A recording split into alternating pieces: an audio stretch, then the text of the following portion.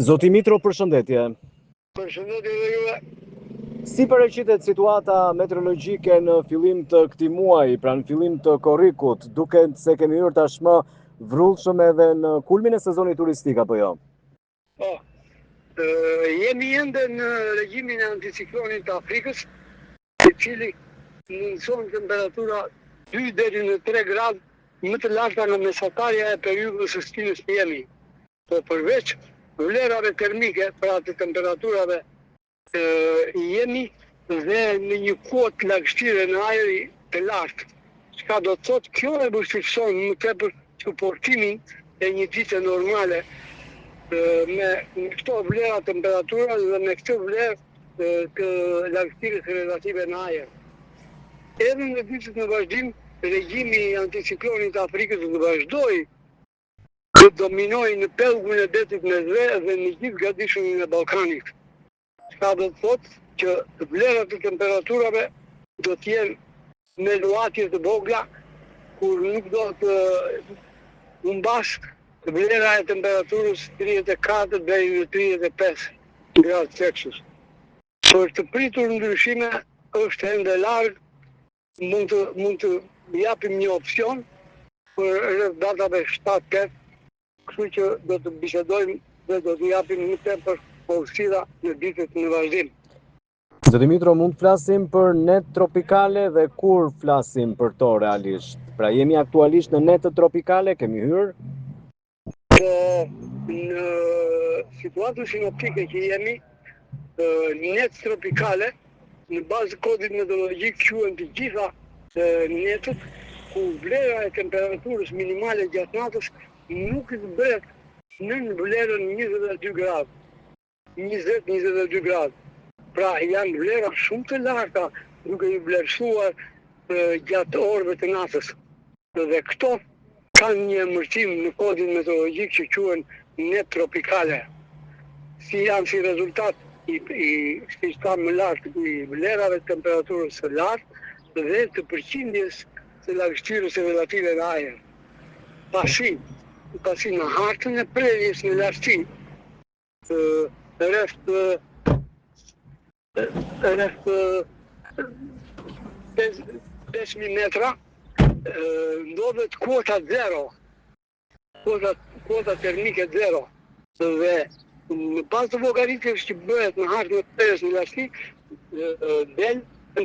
del vlera e temperaturës maksimale, qoftë maksimale, qoftë minimale gjatë natës, dhe kjo shoqërohet me këtë emërtim i thonë netët tropikale. Zoti Mitro, flasim pak tani për rreshjet.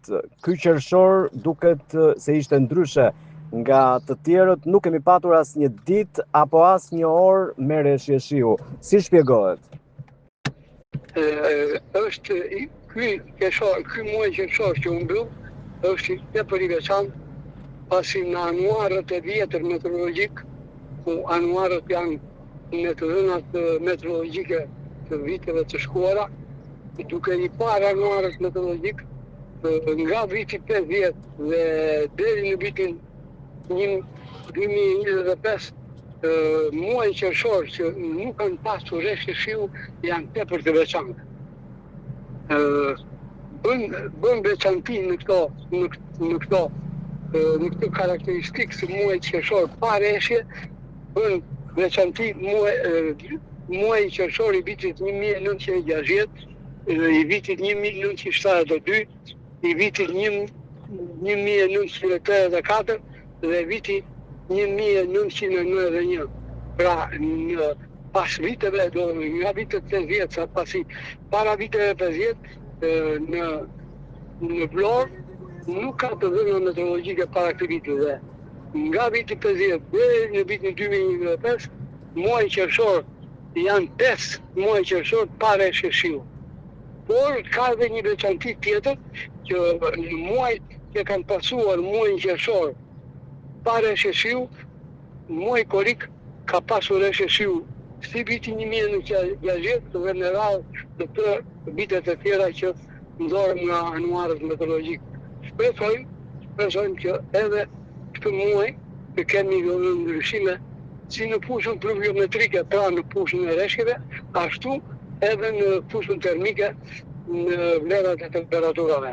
Pra ju parashikoni, po? Gjithsesi ditën e premte do t'i ndajmë këto gjëra dhe do të themi diçka me saksësi. Sot po flasim thjesht një opsion.